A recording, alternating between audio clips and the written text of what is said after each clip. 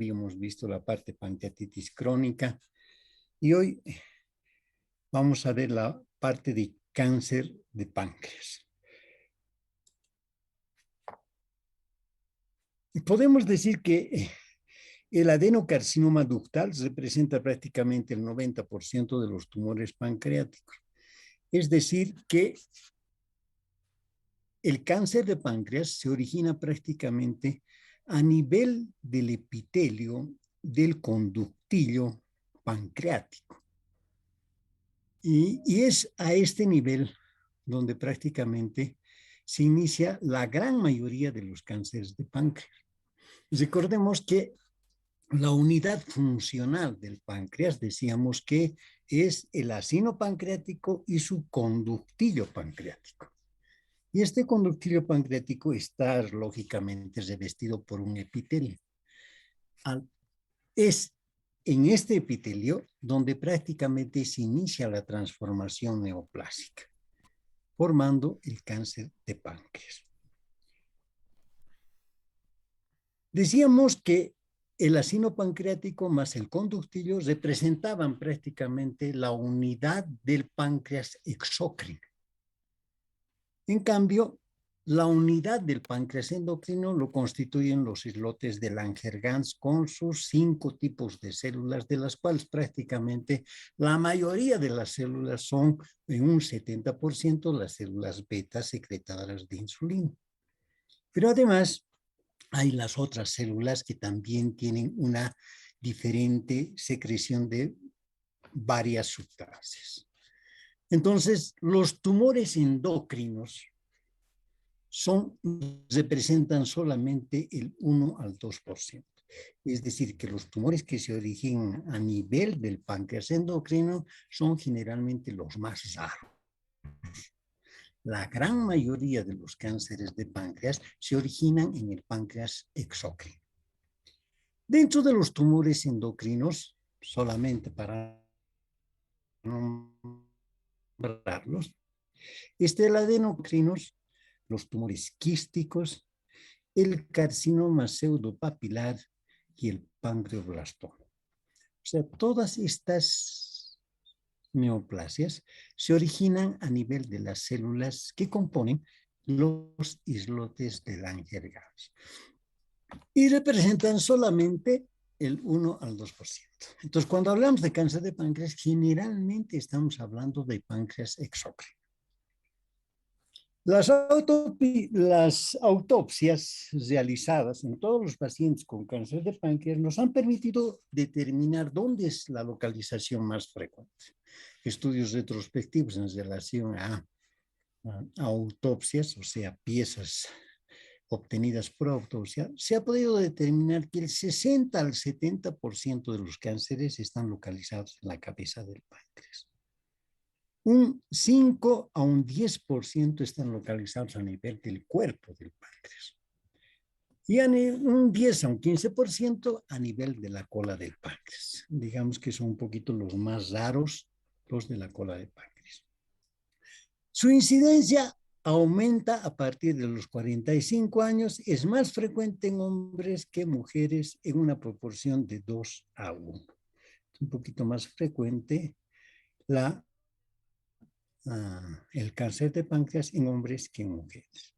Como ya hemos visto en las anteriores neoplasias del aparato digestivo, aparecen generalmente por encima de los 50 años. El cáncer de páncreas se considera uno de los cánceres humanos más letales y uno de los más difíciles de tratar. Por esto, el pronóstico frente al diagnóstico de cáncer de páncreas generalmente suele ser malo. Lamentablemente, porque este cáncer generalmente es más letal, es decir, produce la muerte en la gran mayoría de los casos, y además la muerte generalmente es consecuencia de que finalmente el cáncer es difícil de tratar en el paciente. En la diapositiva estamos viendo las relaciones del páncreas. Entonces vemos que el páncreas está metido siempre en el marco duodenal, ¿verdad? La cabeza está en el marco duodenal, ¿verdad? Vemos que por delante aquí está cortado prácticamente el estómago, ¿verdad? Está seccionado. Está por delante de la, prácticamente de gran parte del páncreas, el estómago. Esta relación es importante porque hay uno de los métodos más importantes de estudio y de diagnóstico en el cáncer de páncreas, son los métodos endoscópicos. Aprovechamos precisamente esta relación anatómica de el estómago, cuya pared posterior del estómago se encuentra en relación con la pared anterior del páncreas. Entonces vamos a ver más adelante que esta relación es importante porque nos permite estudiar con mucha mayor precisión el páncreas. Algo que también es importante son la relación que tenemos con los vasos de que irrigan prácticamente el páncreas y que van a determinar el pronóstico del paciente en relación a su posibilidad de una intervención quirúrgica o prácticamente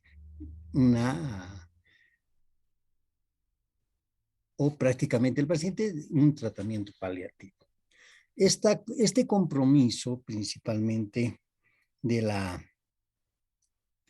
tronco celíaco, ¿verdad? Y la arteria mesentérica superior, ¿verdad? La arteria mesentérica superior, son las que prácticamente van a determinar la posibilidad curativa o finalmente la posibilidad paliativa en el tratamiento del cáncer de páncreas. Entonces, es importante estas relaciones que estamos viendo. También vemos esta relación de la vena esplénica que pasa por el borde superior prácticamente de todo el cuerpo y la cola del páncreas, llegando hacia el bazo. Otra relación importante también porque puede provocar una serie de alteraciones a nivel de la vena esplénica. También vemos esta relación importante con el colon transverso, que vemos que está aquí, ¿verdad? Otra de las relaciones importantes que vamos a ver en la contaminación principalmente en etapas avanzadas del tumor. Bueno, desde el punto de vista de la epidemiología hay factores pronósticos, factores de riesgo y factores hereditarios que pueden inducir al desarrollo de cáncer de páncreas. Decíamos que es un cáncer letal. ¿Por qué? Porque la supervivencia a los 5 años de los pacientes diagnosticados con adenocarcinoma ductal pancreático es inferior al 5%. Es decir, la supervivencia de un paciente que ha sido diagnosticado de cáncer de páncreas, la supervivencia de 5 años solamente se da en un 5% de pacientes. Esto nos está indicando que generalmente los pacientes mueren mucho más antes de los 5 años. Mejor pronóstico son los de tamaño tumoral inferior a 3 centímetros y la ausencia de invasión ganglionar y perineural. Márgenes de resección libre de la neoplasia y alta diferenciación tumoral. Entonces vemos que el cáncer de páncreas está en relación con el tamaño. Los cánceres que están por debajo de 3 centímetros, generalmente mejor pronóstico. Aquellos que tienen invasión ganglionar, los cánceres que no tienen invasión ganglionar regional, también buen pronóstico, mejor pronóstico. Si la inervación del páncreas no está tomada, generalmente buen pronóstico para el paciente. Los márgenes de resección libres de neoplasia. Cuando el paciente tiene opción curativa, es decir, el único procedimiento potencialmente curativo en cáncer de páncreas es la resección del tumor. Cuando se hace resección del tumor y la toda la parte que hemos resecado del páncreas, lo mandamos a anatomía patológica y la anatomopatóloga nos indica de que en los márgenes de resección no encuentra células neoplásicas. Este también es un muy buen pronóstico para el paciente. Y finalmente, la alta diferenciación tumoral. Como ya hemos visto en todos los cánceres de páncreas y también ha estado prácticamente en algunas preguntas en los exámenes prácticos en relación al pronóstico que tenía el paciente, en relación al informe de la anatomía patológica, ¿verdad? Nos indican que generalmente la diferenciación celular es importante. Cuanto más las células neoplásicas se parezcan a las células del páncreas original, esto es lo que llamamos poco diferenciado o diferenciado. En cambio, cuando prácticamente ya no tienen ninguna relación o no se parecen prácticamente las células neoplásicas, ya no tienen ningún parecido con las células originales del páncreas, lo llamamos generalmente indiferenciado. Y hemos visto que los cánceres indiferenciados son los que progresan rápidamente. Son los que matan al paciente en muy poco tiempo. Invaden órganos vecinos rápidamente. Dan metástasis rápidamente. Entonces, de ahí la importancia de la alta diferenciación tumoral. Factores de riesgo. El tabaco y la dieta de consumo calórico alto, la obesidad y la actividad física reducida generalmente son factores de riesgo para el cáncer de páncreas. Un fumador empedernido, un fumador crónico, generalmente está más predispuesto a desarrollar cáncer de páncreas.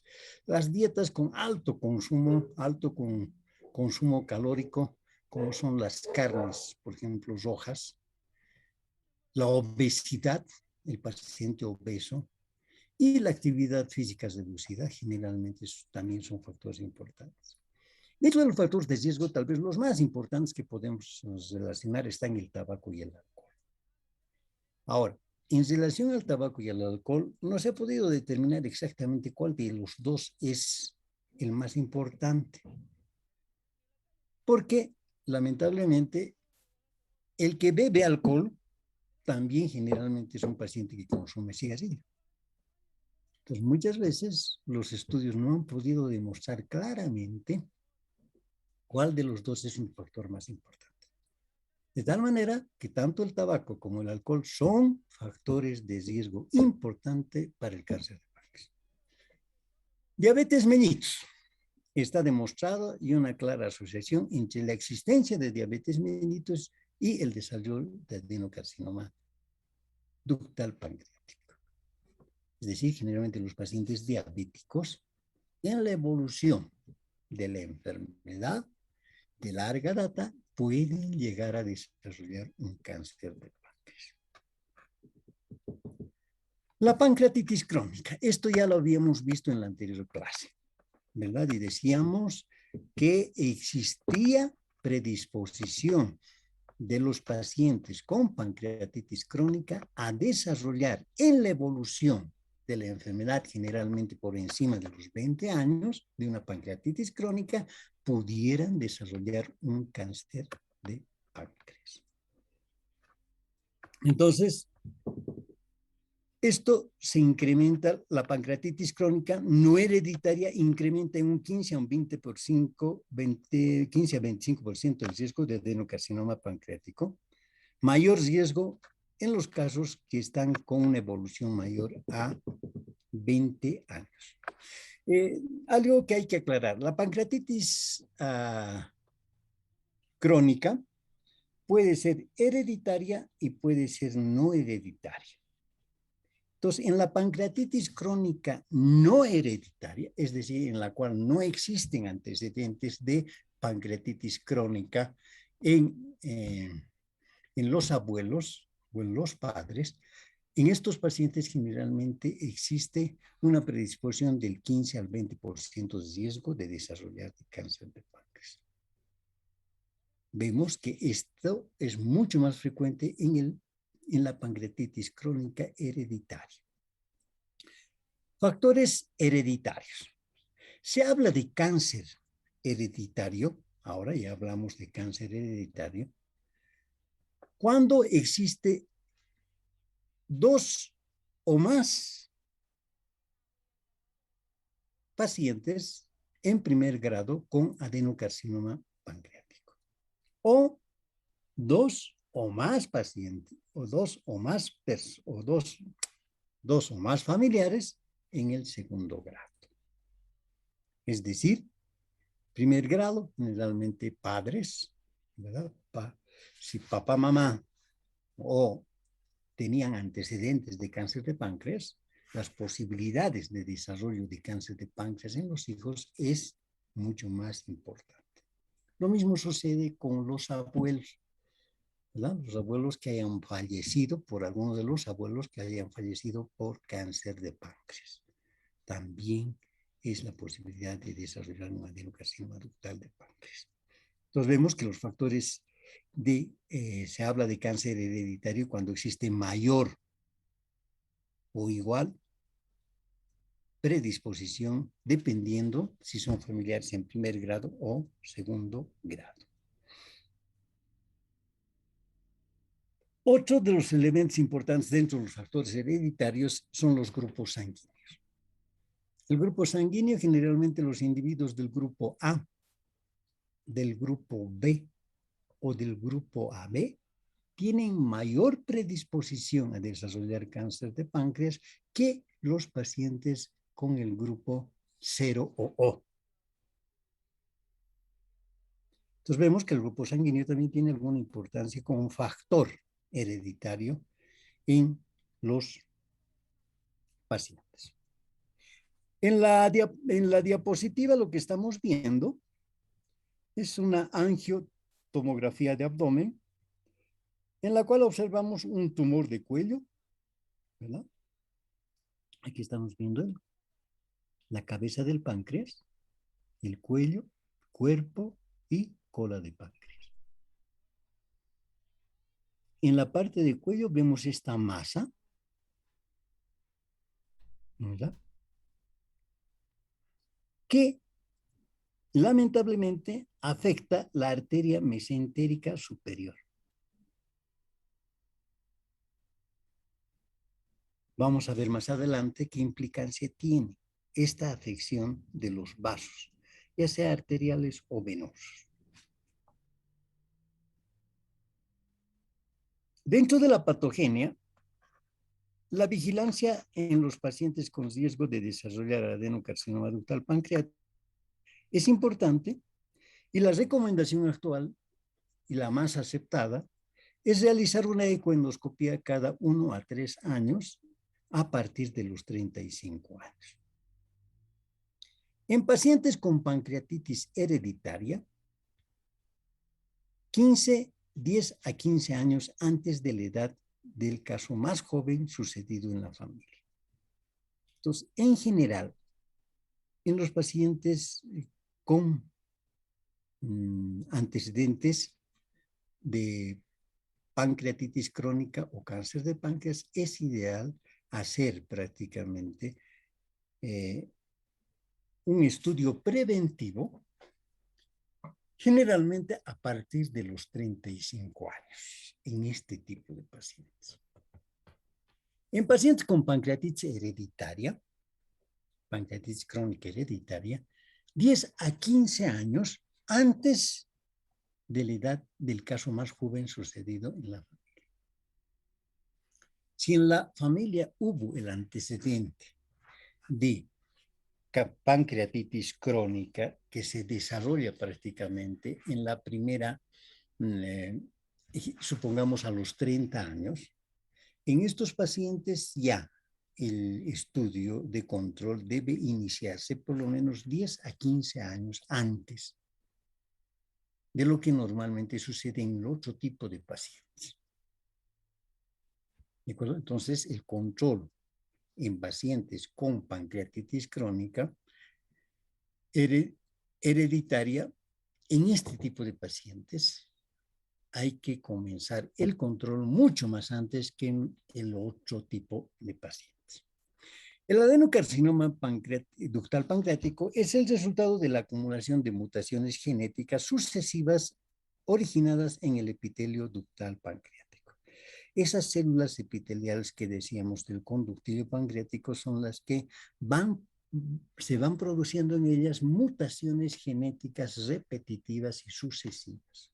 Y esto es lo que conduce prácticamente al desarrollo del cáncer de páncreas. El epitelio ductal pancreático progresa desde la normalidad, como estamos viendo aquí, la normalidad, hacia grados sucesivos de neoplasia intraepitelial de inicio.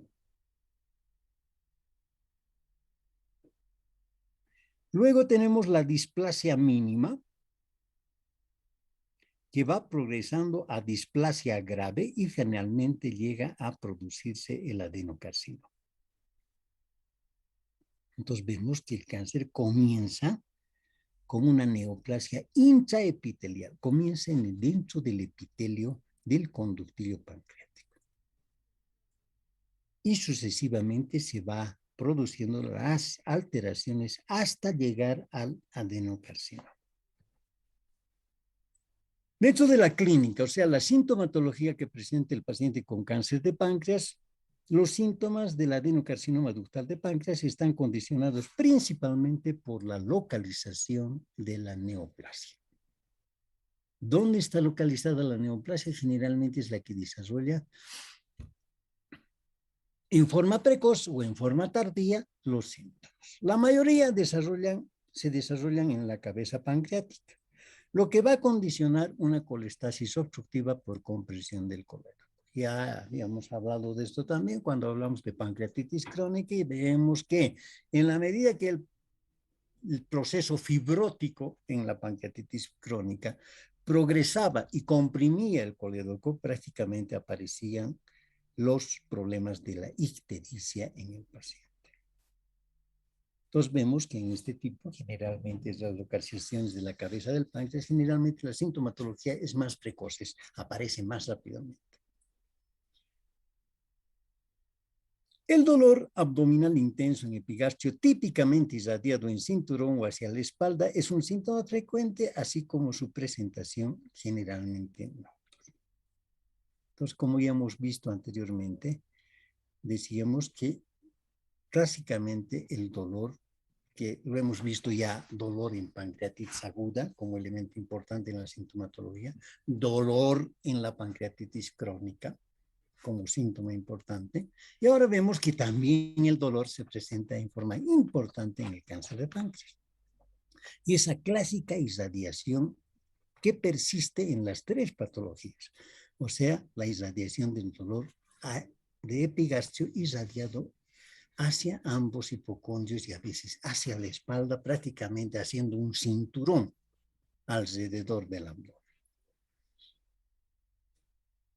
Como toda patología orgánica, que es lo que también habíamos ya analizado cuando llevamos los primeros temas de la asignatura y veamos trastornos funcionales del aparato digestivo, decíamos que generalmente la patología funcional aparece durante el día, cuando el paciente está despierto.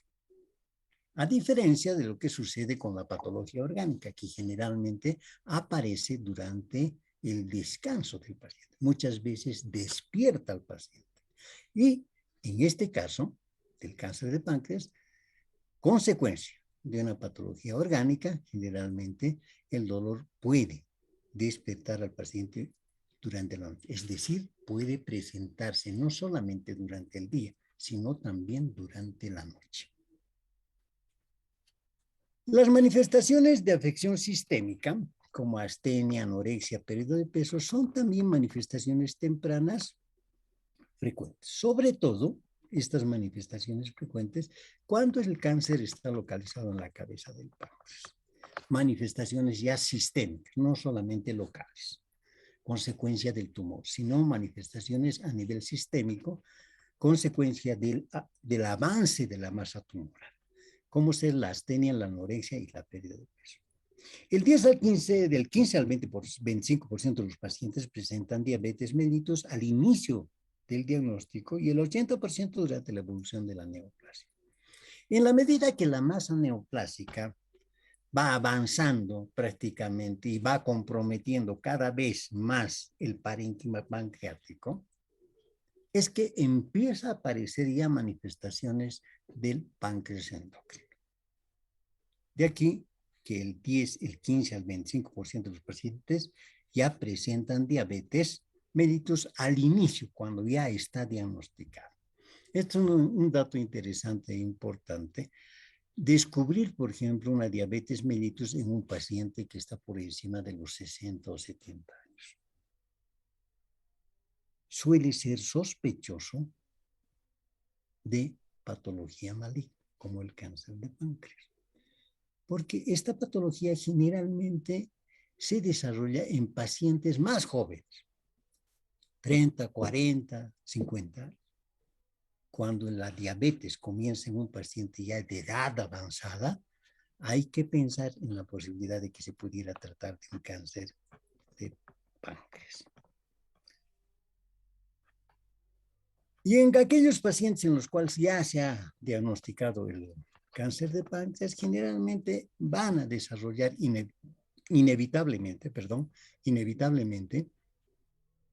diabetes mellitus en la evolución ya de la enfermedad. El adenocarcinoma ductal pancreático puede debutar también como una pancreatitis aguda, una causa importante de diagnóstico diferencial. Aquí volvemos a reiterar esto. Hemos dicho que la pancreatitis aguda, o hemos visto cuando llevamos pancreatitis aguda, de que es una enfermedad del individuo adulto joven, ¿verdad?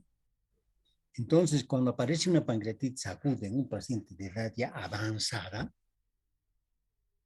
también debe llamarnos la atención y debemos sospechar que no se trate de un cáncer de páncreas. En la diapositiva estamos viendo las diferentes localizaciones de cáncer de páncreas. Entonces aquí vemos principalmente el carcinoma en la cabeza del páncreas, que como ven ustedes en el gráfico, puede llegar a invadir prácticamente el duodeno.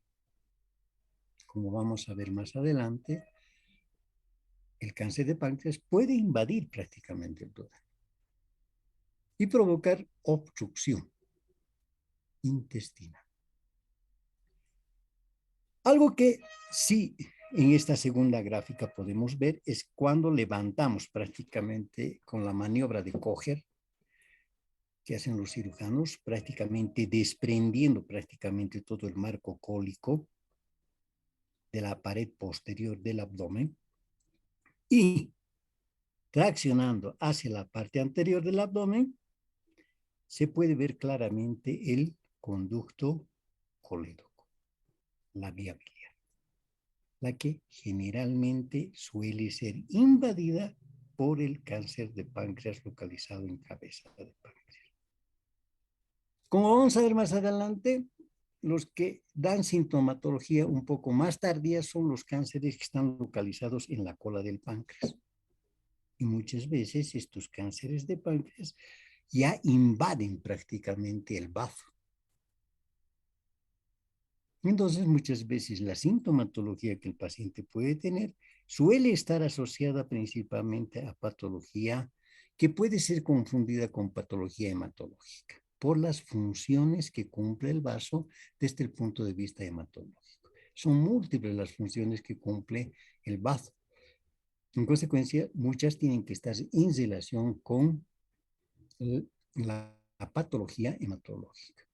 La invasión del cáncer de páncreas hacia el bazo puede provocar estas alteraciones. Estas son las que dan menos sintomatología. La sintomatología en esta localización generalmente suele ser un poco más tardía que cuando el páncreas se localiza en la cabeza del páncreas. Diagnóstico. Marcadores tumorales. Una vez que tenemos la posibilidad de diagnóstico o impresión diagnóstica de la posibilidad de que el paciente pueda tener un cáncer de páncreas, comenzamos con la investigación del paciente. Y comenzamos con los marcadores tumorales, que como ya habíamos indicado, los marcadores tumorales no nos dan diagnóstico, sino que nos sirven más bien para control del paciente. Entonces, aquí tenemos uno de los marcadores importantes que lo hemos visto también en otras patologías y en otros cánceres que hemos visto hasta la fecha. Estamos viendo, por ejemplo, en el carcinoma, cáncer hepatocarcinoma, lo hemos visto, lo vamos a ver también en cáncer de colon, al marcador CA19-9. Es especialmente útil para valorar la respuesta terapéutica y para identificar recurrencia tras tratamiento. No está indicada como marcador de diagnóstico en adenocarcinoma tubular. O sea, no sirve para diagnosticar, en síntesis. No sirve más para control cuando el paciente ha sido operado. Cuando el paciente que tiene opción quirúrgica se ha resecado el tumor. Lógicamente, antes de la resección del tumor, le haremos un CA19-9, ¿ya? Y veremos cuánto es el valor. Posteriormente de la resección, a los 2 o 3 meses de la resección, haremos un control para ver si este CA19-9 se mantiene en niveles bajos o finalmente va disminuyendo. Si más al contrario encontramos que al cabo de los 3, 6, 8 años empieza a aumentar el CA19-9, estamos ante la presencia de la posibilidad de que el paciente esté recidivando el tumor de páncreas. Entonces, para esto sí es importante el CA19-9. Ahora las técnicas de imagen, que tal vez son las más importantes en el diagnóstico de cáncer de páncreas. Comenzamos con el más barato y comenzamos con el que hacemos normalmente nosotros en nuestro medio. La ecografía abdominal. Técnica de bajo costo, ¿verdad? La ecografía generalmente, si bien dependiendo de dónde se la haga uno la ecografía, pero generalmente una buena ecografía sí tiene costo en nuestro medio. Pero de todas maneras, en relación a los otros exámenes, es barato. Sobre todo, es una técnica de bajo costo útil en el estudio con pacientes con ictericia. Recordemos que la ictericia, el síndrome ictérico puede ser de causa obstructiva o puede ser de causa hepatocelular. Entonces, una de las causas obstructivas está el cáncer de páncreas. Entonces, para esto la tomografía nos sirve mucho. Desventaja de la tomografía es que puede detectar tumores mayores de 2 centímetros. O sea, tumores muy pequeños que estén por debajo de 1 centímetro o menos, generalmente pueden pasar por desapercibidos en el estudio ecográfico. Algo que sí nos puede informar, por ejemplo, la ecografía, es la dilatación de la vía biliar, consecuencia ya de la obstrucción. Lo mismo también nos puede informar la dilatación del conducto de Bessel, consecuencia también de la obstrucción por la neoplasia. Además de las metástasis hepáticas, no es útil en el estudio precoz. No es útil, lógicamente, en la parte de diagnosticar un adenocarcinoma ductal pancreático en la etapa precoz, porque estamos viendo que el tumor, para ser detectado por ecografía, tendría que estar alrededor de 2 centímetros. Entonces, a continuación tenemos otro elemento importante en el diagnóstico de cáncer de páncreas y es la tomografía multicorte con contraste. Una tomografía de abdomen multicorte con contraste. Quiero aclarar que cuando hablamos de tomografía siempre tenemos que decir, porque cuando ustedes soliciten un examen, una tomografía, no le pueden poner tomografía, nada más. Sino tienen que ponerle tomografía de abdomen con contraste.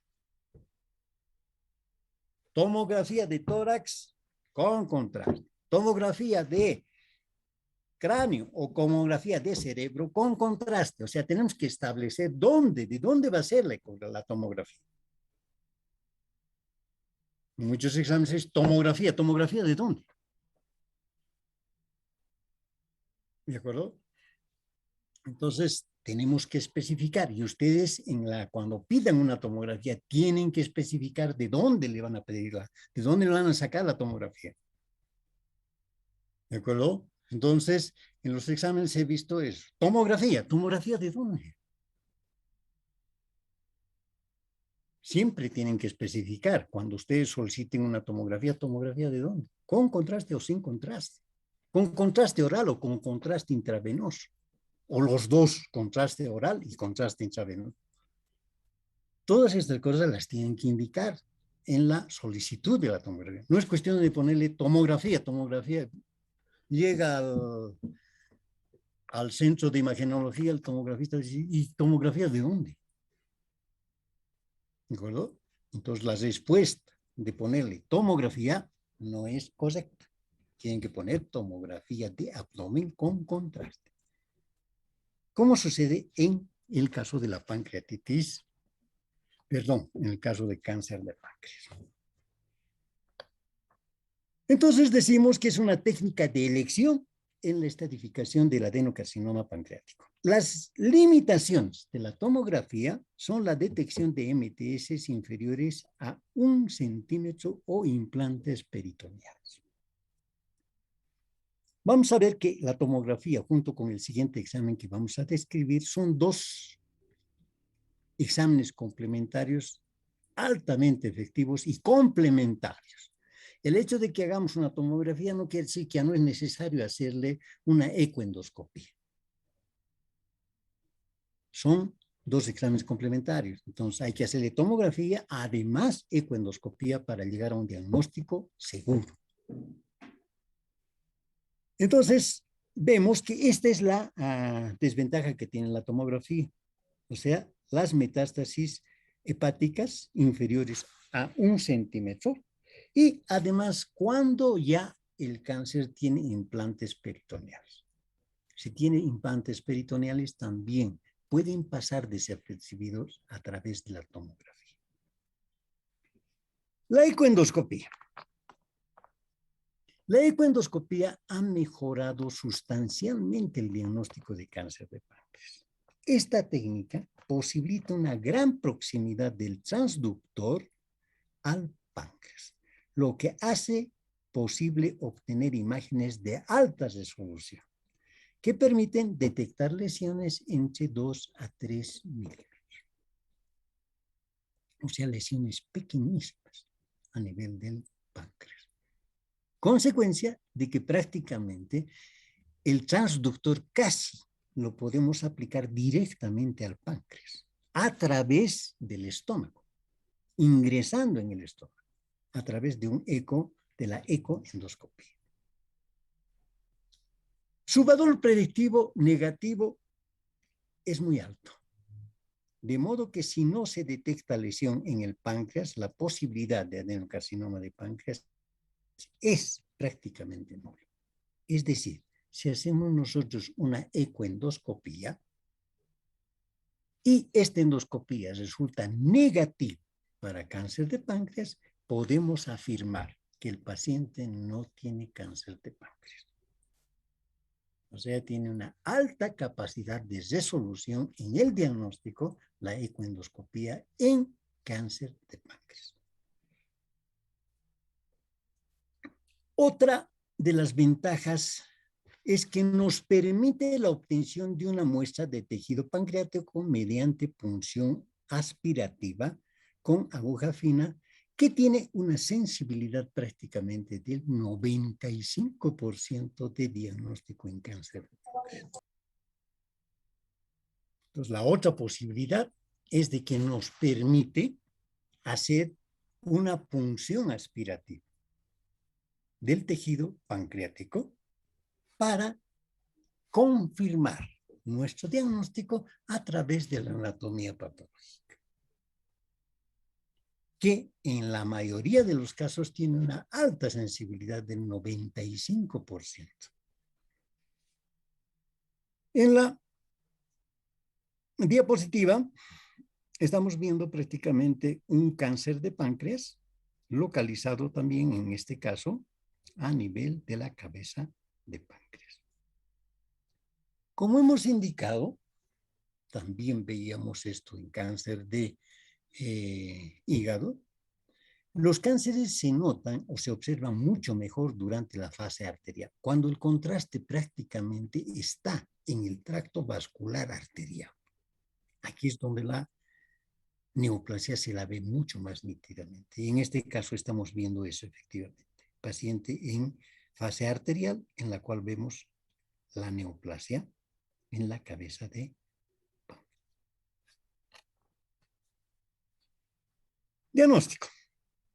Entonces, seguimos con el diagnóstico. Con la disponibilidad de la tomografía computada y la ecoendoscopía, la colangiopancreatografía retrograendoscópica, que era el elemento importante en el diagnóstico de cáncer de páncreas, en la actualidad prácticamente se está utilizando más la colangiopancreatografía retrograendoscópica en la ictericia obstructiva mediante la colocación de prótesis biliares como tratamiento paliativo en el paciente con cáncer de páncreas.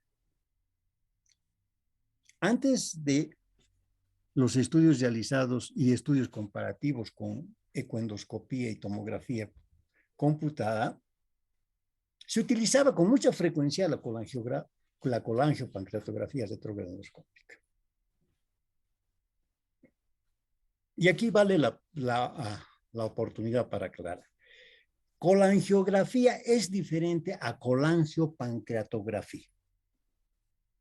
Cuando hablamos de colangiografía, estamos hablando de visualizar la vía biliar. Cuando hablamos de pancreatografía, estamos indicando que lo que estamos viendo, lo que queremos ver es el conducto de Birso. En consecuencia, es diferente hacer una colangiografía a hacer una colangiopancreatografía. ¿De acuerdo? Cuando hablamos sobre una colangio, estamos opacificando la vía biliar, definitivamente. Y cuando hacemos una colangiopancreatografía, estamos opacificando no solamente la vía biliar, sino también la vía pancreática, es decir, el Birso. Entonces, son dos exámenes diferentes. No es lo mismo. Entonces, esto ha hecho que la colangiopancreatografía retrograendoscópica, que nos permitía ver por una parte la vía biliar en cáncer de páncreas y por otra parte nos permitía ver el Birso, que generalmente están comprometidos en el cáncer de páncreas, en la actualidad han sido superados por la asociación de tomografía y ecoendoscopia en el diagnóstico de páncreas. Vemos que la resonancia magnética no aporta ningún beneficio adicional a la tomografía en el diagnóstico de adenocarcinoma de páncreas. O sea, la resonancia magnética, si bien puede ser útil en algunas situaciones, no aporta mucho. Si hacemos tomografía más ecoendoscopía, generalmente estamos seguros de encontrar si hay o no hay cáncer de páncreas. La tomografía con emisión de positrones, que era otro de los elementos que se utilizaba en el diagnóstico de páncreas, de cáncer de páncreas, en la actualidad también aporta ya información, no añade información adicional. O sea, con la tomografía más la ecoendoscopía, generalmente tenemos todos estos datos que la resonancia magnética ni la tomografía de emisión de positrones podían aportar en el diagnóstico.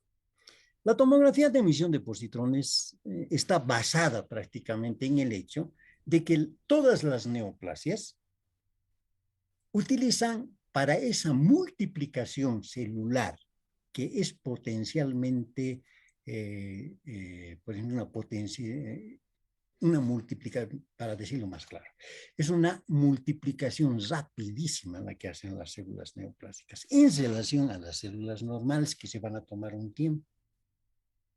Para esta multiplicación rápida también se necesitan grandes cantidades de energía.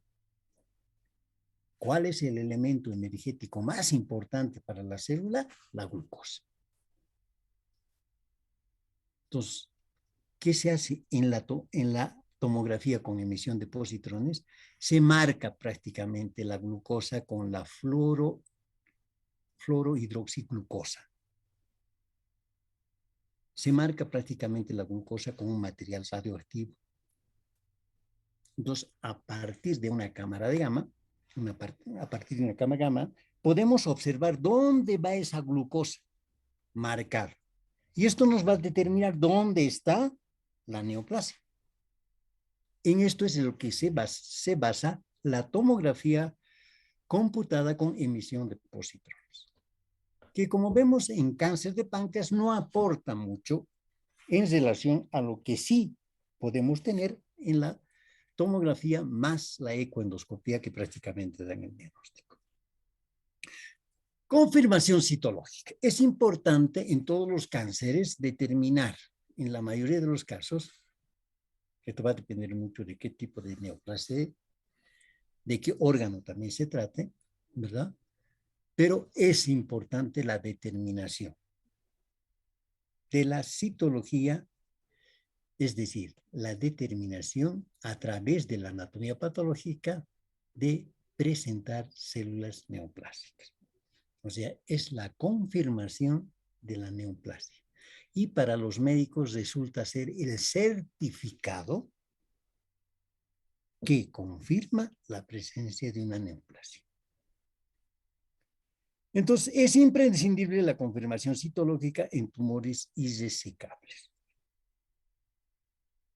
Porque si no vamos a resecar nada ya en el paciente, tenemos que tener la confirmación de decir al paciente, bueno, la anatomía patológica ha resultado positiva, pero usted lamentablemente no al paciente, como ya les he dicho, pero generalmente hay que explicar indicando de que el paciente ya no tiene posibilidades de sacar el tumor, de resecar el tumor. Pero tenemos la confirmación de que sí es un cáncer de páncreas. Entonces, en los pacientes que no vamos a hacer nada, vamos a hacer tratamiento paliativo, es importante tener la confirmación histológica. Lo que no sucede con los pacientes resecables, en los cuales no es importante determinar si hay o no hay neoplasia, porque si vamos a resecar, vamos a mandar la pieza quirúrgica prácticamente de la resección a la anatomía patológica, y es la que nos va a confirmar, pero ya en la pieza quirúrgica, ¿de acuerdo? Entonces, es imprescindible la confirmación citológica de tumores irresecables en pacientes que iniciaron tratamiento quimioterápico o radioterápico. ¿Verdad? En los pacientes que van a iniciar tratamiento quimio o radioterapia con intención paliativa, en esto sí es importante la confirmación histológica. La citología se puede obtener a partir de una MTS hepática, de una metástasis hepática, o de una lesión pancreática mediante punción aspirativa guiada por ecografía, transabdominal, por tomografía, por ecoendoscopía. En los tumores resecables no está indicada la confirmación citológica. Entonces vemos que la citología se puede obtener a partir de una MTS hepática. Esto es frecuente cuando se encuentra una metástasis hepática y esta se biopsia. La anatomopatóloga, por las características de las células que va a examinar ante el microscopio, puede decirnos de dónde proviene, dónde está localizado generalmente el tumor original, el tumor originario. En este caso, el cáncer de páncreas, que puede dar metástasis hepática. O también se puede hacer una biopsia con aguja fina de las lesiones pancreáticas mediante punción aspirativa guiada ya sea por ecografía transabdominal, tomografía o ecoendoscopia.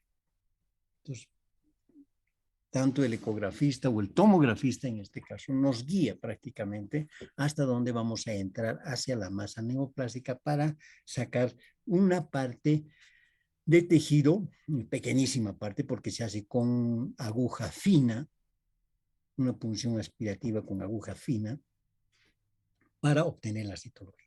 Esto principalmente en pacientes que van a recibir tratamiento ya paliativo. Cuando el paciente va a ser sometido a cirugía, cuando tiene opción quirúrgica, generalmente la confirmación citológica no es muy importante. ¿Por qué? Porque vamos a resecar al paciente y vamos a mandar entonces la pieza quirúrgica a anatomía patológica, donde nos van a confirmar efectivamente la presencia de cáncer de páncreas. Estamos viendo aquí en la diapositiva la ecoendoscopía. Este es el aparato, ¿verdad? En el estómago, en este caso, ¿verdad? Está colocado en el estómago. Aquí vemos ya esta tumoración en el páncreas y una gran dilatación del colédoco, consecuencia de la obstrucción del colédoco. Entonces vemos cómo la ecoendoscopía nos permite ver prácticamente con mucha mayor nitidez las lesiones de la neoplasia pancreática. La estratificación o diagnóstico de extensión del tumor es fundamental para determinar la resecabilidad, la cual representa el único tratamiento potencialmente curativo en adenocarcinoma pancreático. Siempre hablamos de tratamiento potencialmente curativo porque muchas veces, aunque la cirugía y los estudios que se hayan realizado en el paciente y la cirugía que haya sido realizada con la mejor técnica, existe la posibilidad de que el paciente en algún momento recidive en su proceso neoplásico, en el cáncer de páncreas. Por eso decimos potencialmente, no decimos curativo, ¿verdad? Decir curativo sería decirle al paciente, bueno, usted ya no tiene cáncer. Y esto suele ser un poco difícil en los pacientes con cualquier proceso neoplásico. El sistema más utilizado, al igual que hemos visto en todos los cánceres que hemos visto hasta aquí, es el sistema TNM.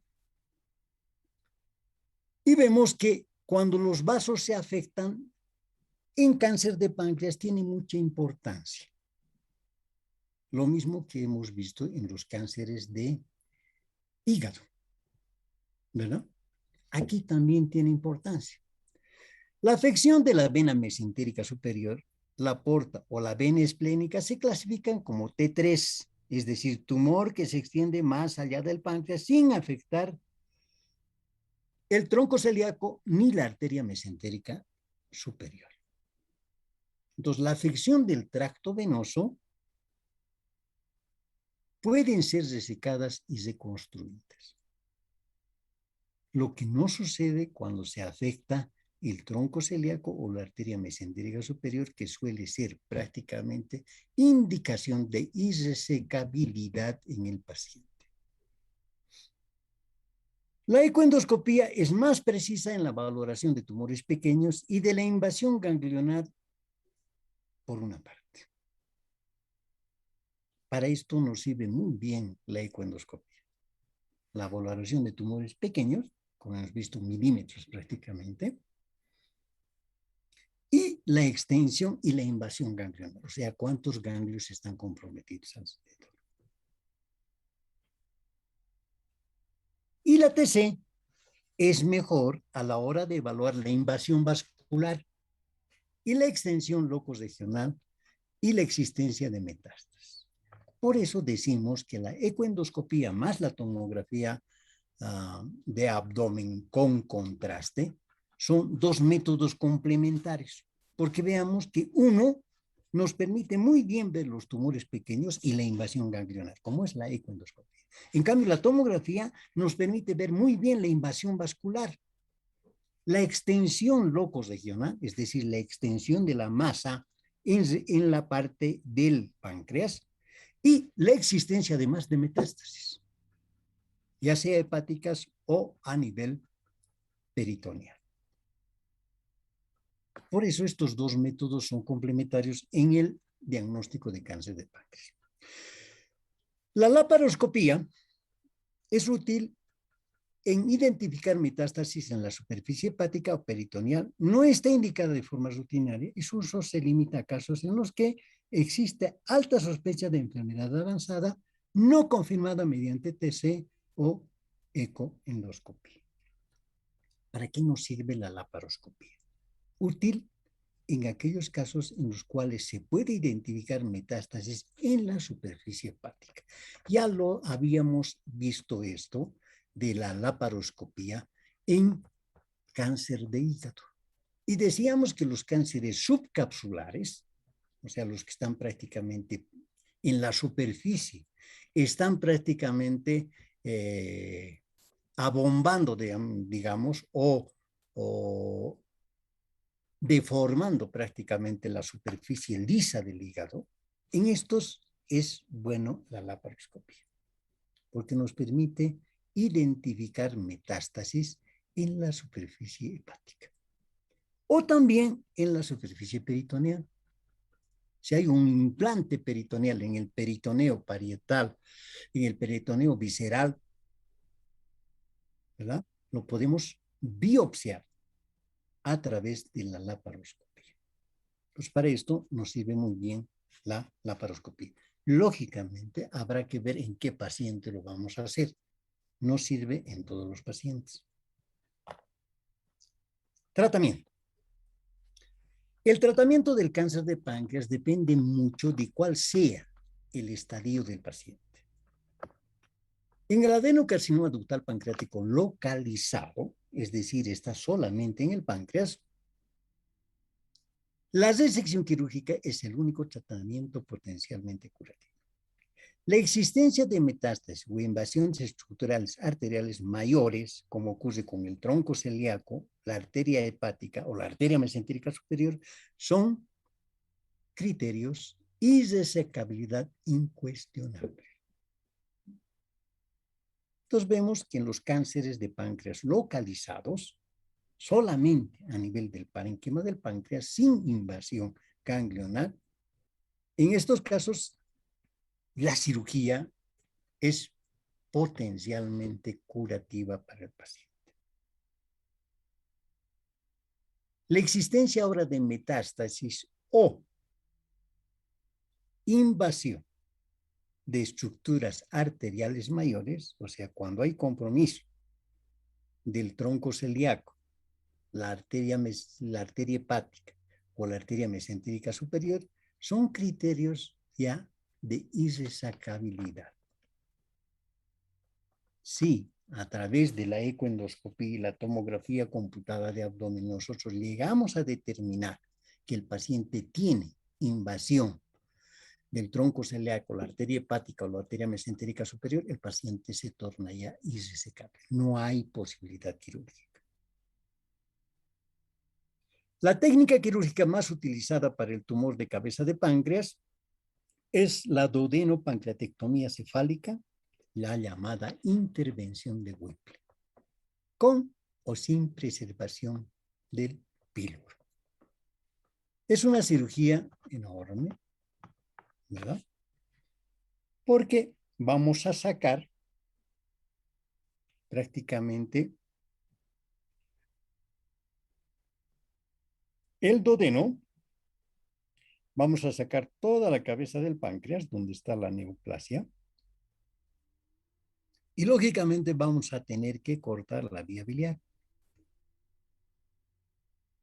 Entonces, la reconstrucción, vean, llevamos un asa de I1, al cual le anastomosamos a esta asa de I1, le anastomosamos, por una parte, el estómago.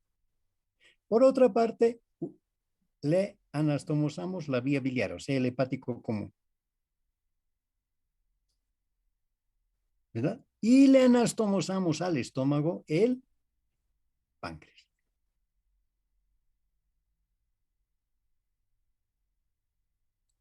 ¿Verdad? Una cirugía enorme. Pero puede ser útil en pacientes con adenocarcinoma ductal localizado, o sea, que está solamente comprometiendo la cabeza del páncreas. La técnica quirúrgica más habitual para el tumor de cabeza de páncreas es la duodenopancreatectomía. Los tumores de cuerpo y cola pancreática requieren una pancreatectomía distal con esplenectomía. Los tumores que están localizados a nivel de la cola del páncreas, además de resecar la cola del páncreas, hay que sacar también el vaso, porque en la gran mayoría de los casos se ha visto que hay compromiso del vaso. Ya ha invadido el vaso. Por esto, generalmente se hace pancreatectomía distal más esplenectomía. La duodenopancreatectomía total no ha demostrado mejores resultados frente a resecciones más limitadas. La mortalidad se ha reducido de 20% hace 2 décadas a menos del 3% en la actualidad. El gran problema era antes de resecar prácticamente, resecar tanto el duodeno como prácticamente casi todo el páncreas y hacer terapia sustitutiva prácticamente en el futuro de por vida al paciente. En la actualidad se ha demostrado que sacar el duodeno y el páncreas no es muy beneficioso en relación a hacer resecciones segmentarias, sacar solamente parte de páncreas.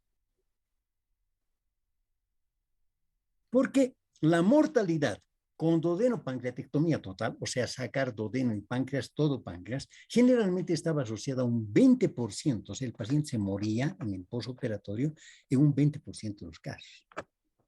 En la actualidad, con estas nuevas cirugías, con estas nuevas técnicas quirúrgicas para cáncer de páncreas, generalmente está la mortalidad en menos de 3%. De una reducción importantísima en la mortalidad, o sea, la posibilidad de que el paciente se muera después de ser operado. A pesar de la resección tumoral en pacientes con adecuadamente seleccionados, el 80% reciben a los 5 años y la mayoría durante los 2 primeros años. Por esto decíamos que el tratamiento curativo, o sea, es potencialmente, o sea, la cirugía o la resección es un tratamiento potencialmente curativo. Y en páncreas, peor todavía, vemos que aún en los pacientes adecuadamente señalados, el 80% recidiva el tumor a los 5 años. Y en la mayoría de los casos, el páncreas recidiva en los 2 primeros años después de la cirugía. Entonces, ves por esto la alta mortalidad y la alta letalidad que tiene el páncreas de páncreas, el cáncer de páncreas. Porque no obstante de que el paciente fue seleccionado adecuadamente y operado, el paciente puede recidir el tumor. Se recomienda el tratamiento adyuvante como la quimioterapia, mejoran de manera significativa la supervivencia. Como hemos visto, todos los otros cánceres del aparato digestivo, además de la cirugía, siempre le adicionamos quimioterapia, porque esto nos permite generalmente una mejor supervivencia del paciente.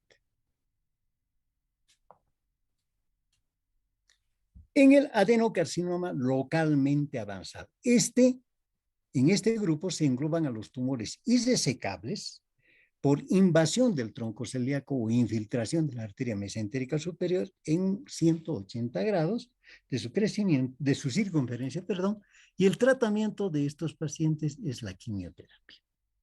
En estos pacientes ya no hay opción resecar, no hay opción quirúrgica, o sea, resecar el tumor ya no. ¿De acuerdo? En este grupo, entonces en el adenocarcinoma ductal localmente avanzado, son tumores irresecables por invasión del tronco celíaco o infiltración de la arteria mesentérica superior en más de 180 grados de su circunferencia. En los tumores clasificados como borderline, aquellos que están entre adenocarcinoma local y adenocarcinoma localmente avanzado, los que están prácticamente en la frontera, en esto sí se puede hacer. Se recomienda realizar tratamiento neoadyuvante con quimio y radioterapia para reducir la masa tumoral y valorar posteriormente la posibilidad quirúrgica. En los pacientes que están en la frontera entre el cáncer locorregional y el cáncer localmente avanzado, en estos pacientes se aconseja realizar quimio, radioterapia primero. Se hace radioterapia con el paciente para reducir el tumor. Posteriormente, quimioterapia.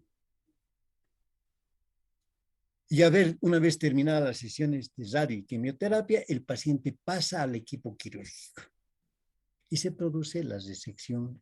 Se analiza la posibilidad ya de operarlo al paciente después de haberlo sometido a cirugía, a radioterapia y quimioterapia.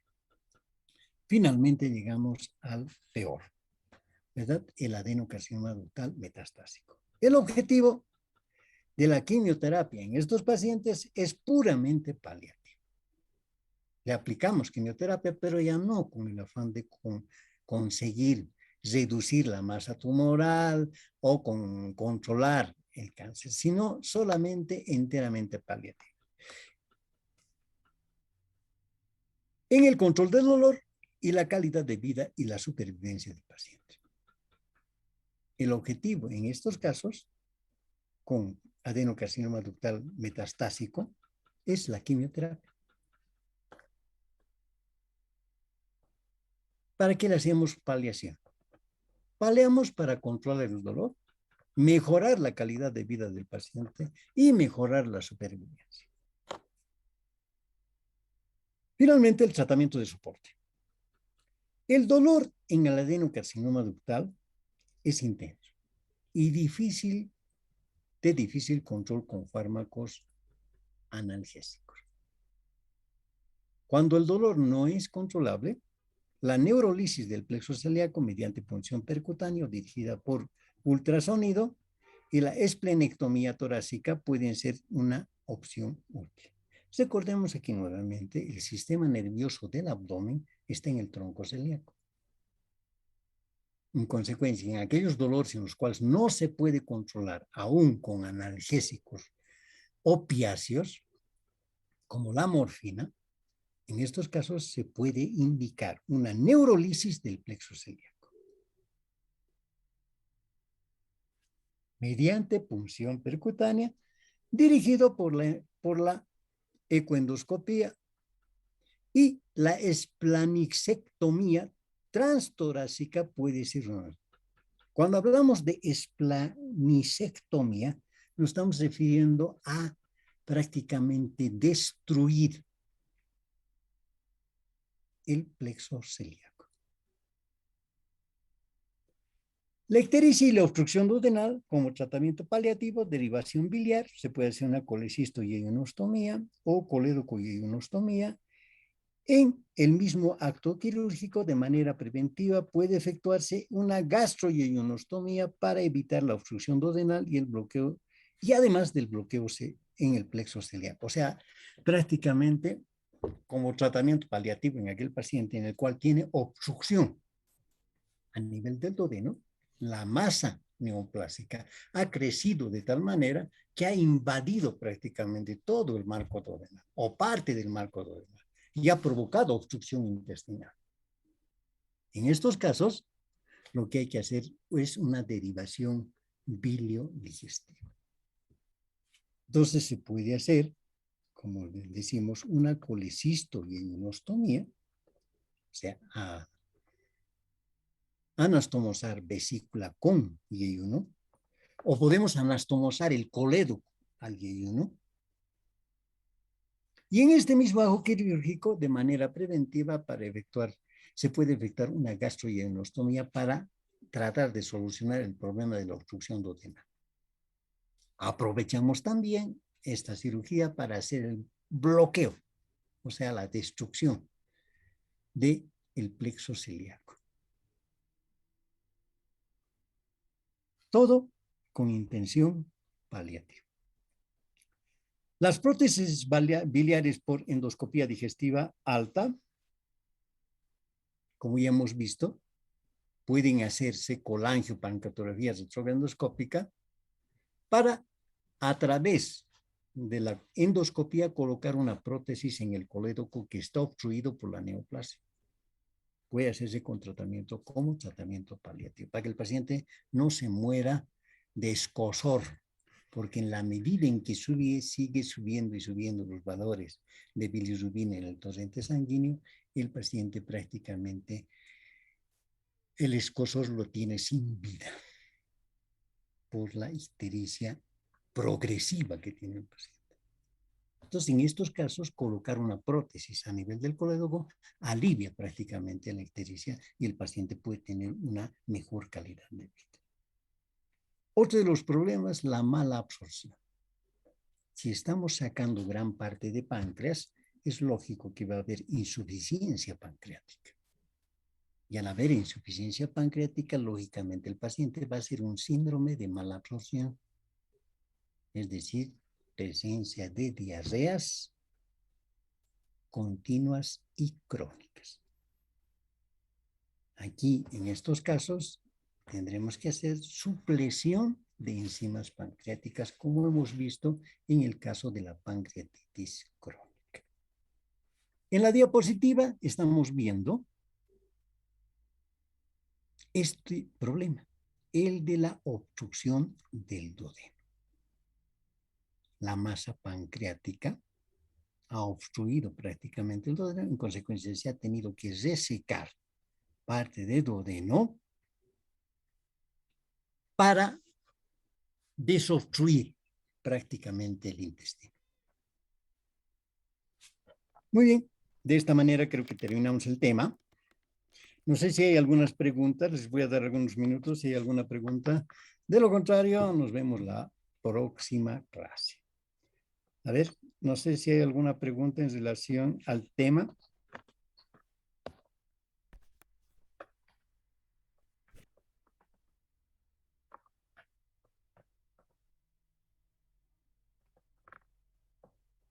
Muy bien, parece que no hay.